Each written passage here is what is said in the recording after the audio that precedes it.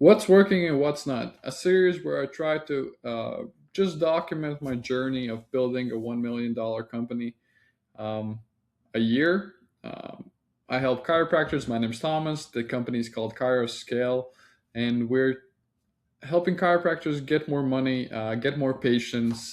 We mainly help with marketing, but also I try to figure out some back end things, and also I try to optimize every step of the way to give you the sandwich that you deserve. Sandwich, obviously, meaning service. Um, I'll just share what's been working. This company has been alive for 2 months now. I've been building bit like I've been in marketing for 4 years now. I've been also building my company in a local business that I lived back in Europe, Latvia. I've closed that and I wanted to go international. I've always wanted to have an international company, and also we moved to US. So because of this, obviously, I'm building a US company. So it's been 2 months. I want to share what's working, what's not working, and yeah, maybe you get something valuable out of this. So first and foremost, we had a first client that we scaled up to 35,000 in 30 days. We spent about 3K on ads. That was Jeffrey James in LA. Um,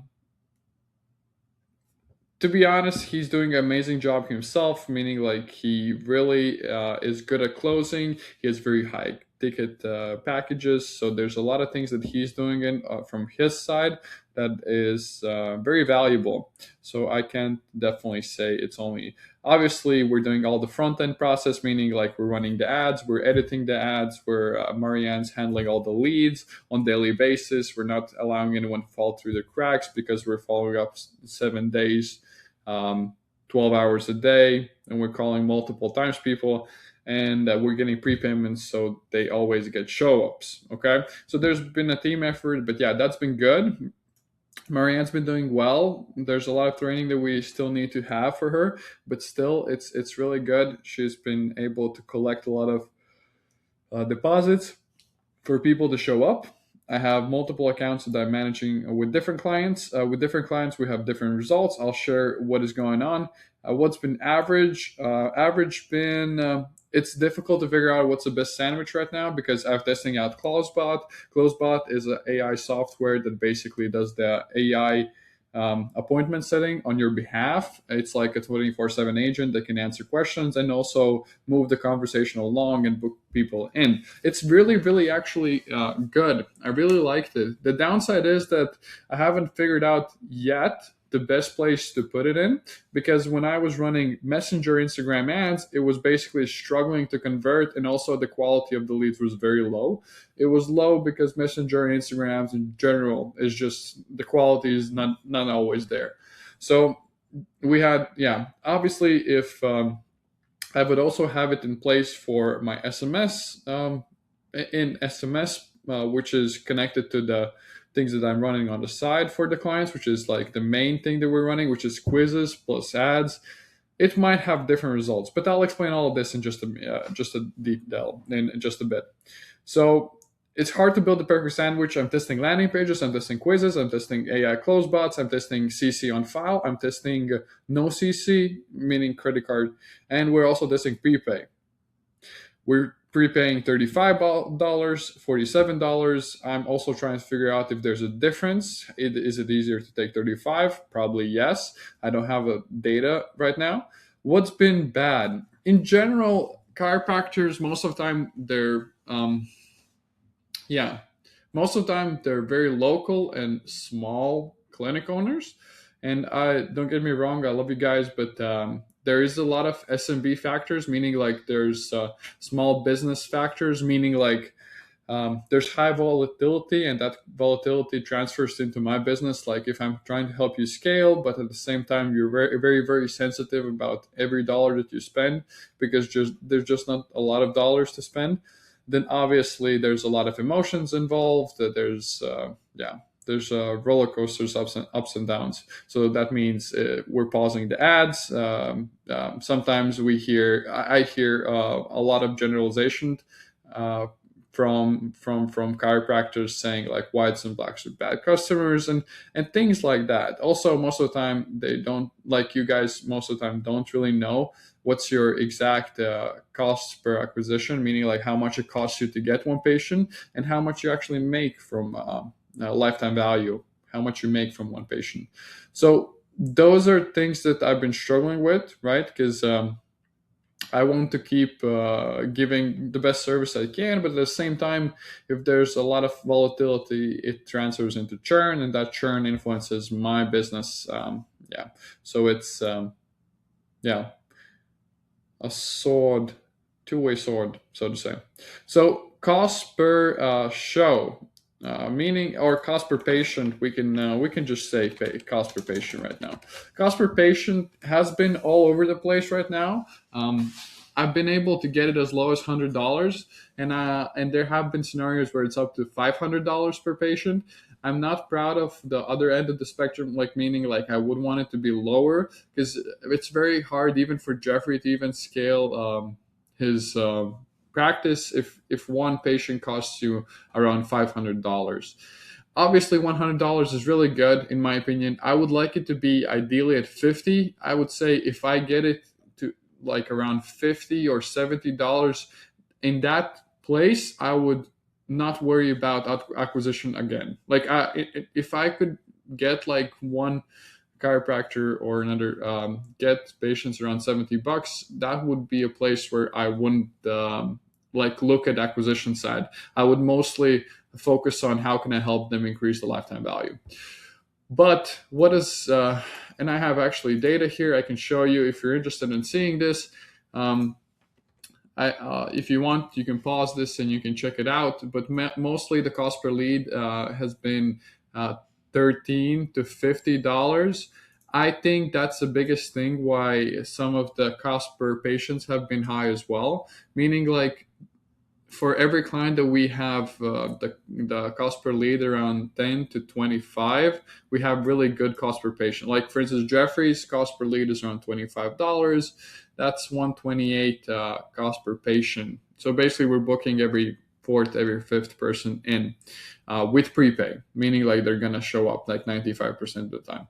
And share the same. We have around 113 acquisition cost, and the cost per lead is $13. Everyone else is struggling a bit. And again, I think this is because cost per leads are higher. But yeah, if you want to pause that and check it out, feel free to do so. I think they weren't exactly updated. I haven't updated the no-show thingy, so I wouldn't pay too much attention to that. Anyway, what has influenced the cost per patient? Most of the time, it's the area. For instance, Elra, he's in Michigan, and he's right on the border of Canada, so we can only target left side, and this means like he's on the border. So this means instead of having like full circle of people that can drive to his practice, he only has like half of the circle, which definitely influences the results. But most of the time, I would say it's ad quality. If you have really, really good ads, most of the time, you're gonna have good results. Obviously, the friction also matters, meaning like that could be the point 3 here, like friction, meaning like are you driving traffic to quiz or landing page, or what's the process?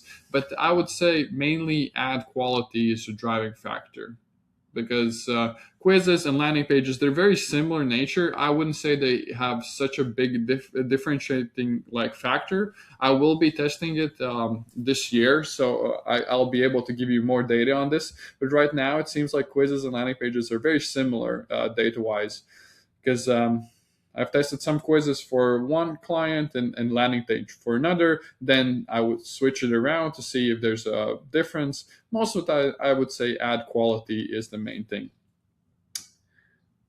So new booking, that's cool. Let's move along. So CC on file, no CC prepay. Most of the time we're taking prepays right now. So this means like Marianne is actually calling the people and scheduling them in and taking card payments, meaning she just takes the card on file and insta charges it for the new client special. Most of the time it's $37 to $47. I would say it's really good. I like it. 47, I would, in my opinion, and this is just my like idea. I'm not actually sure if it's data validated, because right now 47 seems to be a bit harder to collect compared to 37s or 35s, but the quality seems very close. I would say evenly matched, mainly.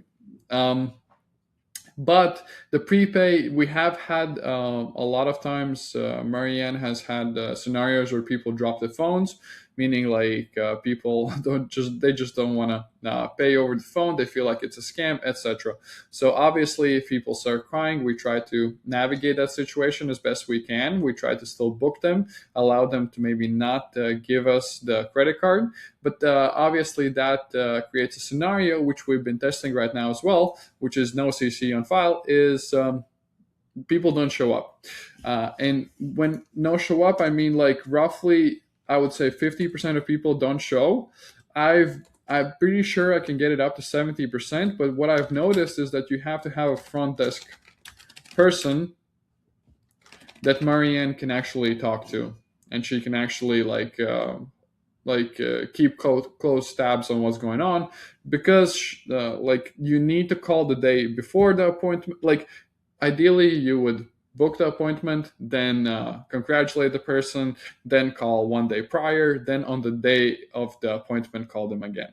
So yeah, so I would say front desk person is a must if you're not going to be taking any credit cards on file. If you don't have a front desk person, I would 100% say just take prepayments or take CC on file.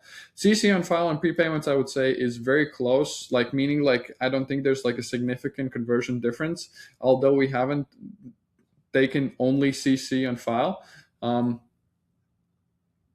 my opinion, prepay is the easiest thing, and you instantly get them like booked, and you get them like you get the payment.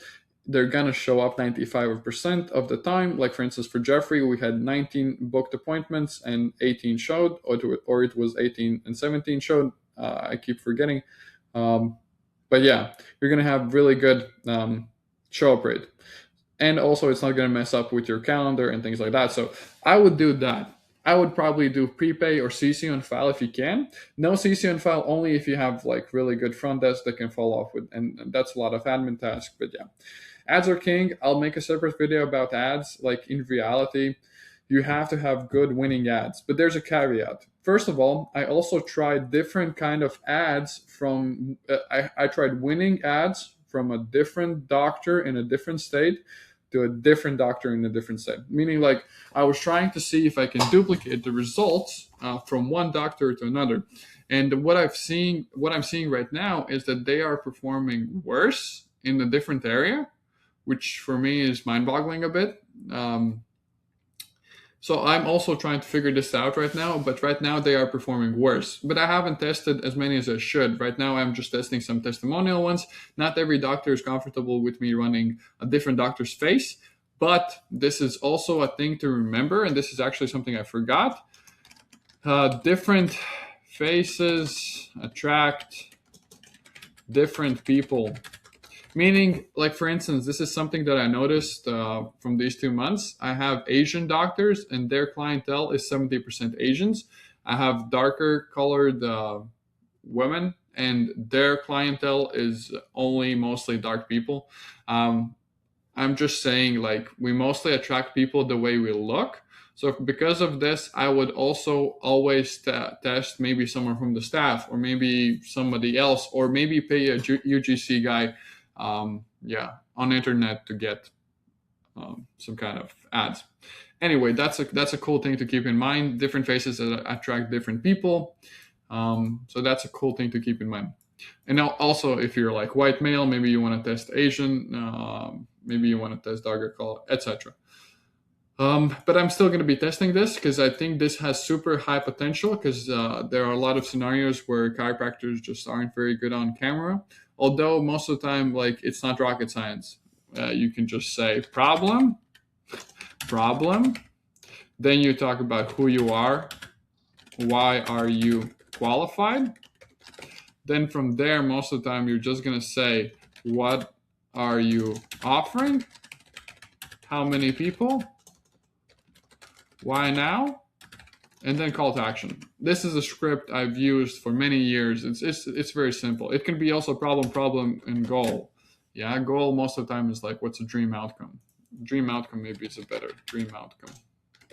Anyway, also, this is a really cool. We had basically 10% of people. Like I set this up only last week, so I'm gonna keep you posted on how this goes.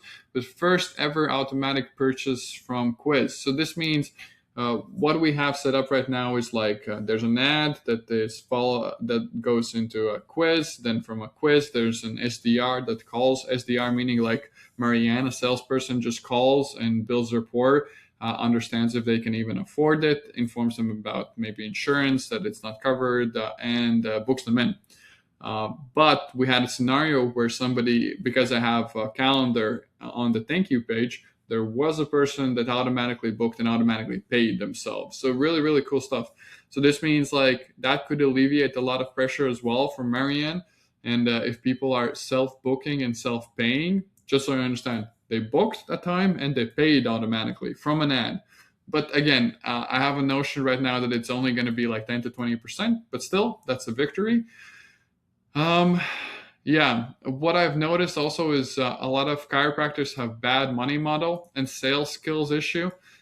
This is nothing personal, but like right now, what I'm seeing is there's weak money models, meaning like how much you charge up front for your service, what's the deal structure that you have in place in the clinic.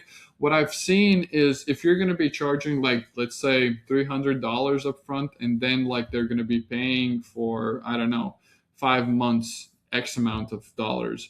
Most of the time, you're going to be struggling with acquisition because you're going to have you're going to be super cash constrained. If like obviously, if we can get you patients for $100, you're going to be fine because you're going to be like fine because you're basically getting $300. But again, remember this is $100 per patient show. I think I'm not sure if I clarified this. This is for one patient show. So this means this is not acquisition. This is not CAC. Most of the time, CAC is going to be times 2, times 3, times 4. It depends on the closing rate, right? If you're selling higher ticket, most of the time it's going to be higher. And so it's going to be probably, for instance, Jeffrey, he had 18 people show and he closed, roughly speaking, 5. So 18 people showed, or 17, and he closed 5. So he basically like, yeah, it was $3,000, so it was $150 per patient show roughly, and he closed 5 out of them. So just so you understand, most of the time, and what's the CAC in that scenario, Jeffries? I can just show it. It's 3,000 divided by 5. It's what, $600 roughly. So if your CAC is $300, $500, you're going to super struggle to be able to scale your practice if you're charging $300 up front, because you're going to be cash constrained. Most of the time, if anybody follows Hermosi, you know you ideally want in the first 30 days to collect 2 times the CAC so you can actually scale your ad spend and everything. What does that mean? It just means like if your CAC is roughly $500, which it is for Jeffrey, for instance, roughly. Yeah, for him it was basically $500 like CAC, cost to acquire a patient, like a long-term patient. Then for him, he has to collect at least $1,000 for him to be able to scale it to the moon. Well, he's obviously charging a lot more, but for all of you, like everyone who's listening, like you have to have double the CAC, roughly speaking. And I would say, obviously, if for those that I showed you, the cost per patient was like $300 or $500. That's like the CAC is like 1.5K. Yeah, so it's unscalable right now for some of my clients, and for some it's very scalable. So just wanted to give you some things to keep in mind. If you want to scale, you have to have like your numbers, you have to know your numbers, you have to know exactly how much it costs to get a patient, how much it costs to actually get acquisition of a long-term patient, because and then you have to ideally collect times 2 that amount. And if you're collecting times 2 that amount, you should be able to increase the ad spend and get more people in and scale successfully. Okay, I hope this was valuable. I'll double check if I missed anything. So yeah, right now I don't have significant enough data to give you pointers of is quizzes, landings, or close bot connected better. I'm gonna keep you posted, but in general, yeah, different faces that are different people. Think about your pricing model, meaning like I would definitely try to figure out what's exactly how much one patient costs to get in the door. If you don't have that number, you're never going to be able to scale, unfortunately. Then how much it costs to acquire like a long-term patient, and then I hopefully you have the acquisition cost, that meaning like your cash collected is above twice that number. So again, if $100 is how much it costs you to get one patient to show up, and if you're closing 50%, your CAC, your cost acquired customer, is $200, and then you have to collect at least $400 to $500 to be able to sustainably scale that. Okay, I hope that was a bit of value. Ads are king. I'll make a separate video about that. You have to have really good ads if you're struggling with the script or figuring out. And also, just talk to the camera. Don't make it too fancy. Like we mostly just run talking head ads, and they're performing well. And yeah, ad quality. I would always take prepayments. Just FYI, what I'm seeing from other agencies and everything, run quizzes, landing pages, prepay. Make sure you spend a lot of time on ads so you get good creatives. I'll keep you posted about licensing because I'm interested to see how this performs. I think, and I have multiple other things to test about this, but I think this should work. Like, I'm pretty sure if you have good winning creatives, you should be able to duplicate it in different areas. Because most of the time, people don't remember what they see on ads. Different pages attack different people, and pricing and money model and sales skills dictate a lot. Okay, so definitely know your numbers, know exactly how much it costs to get a patient, what's the cost to acquire a long-term patient, and are you cash collecting times two, so you don't have cash constraint. So yeah, this was the first episode of what's working, what's not. Hope it was valuable.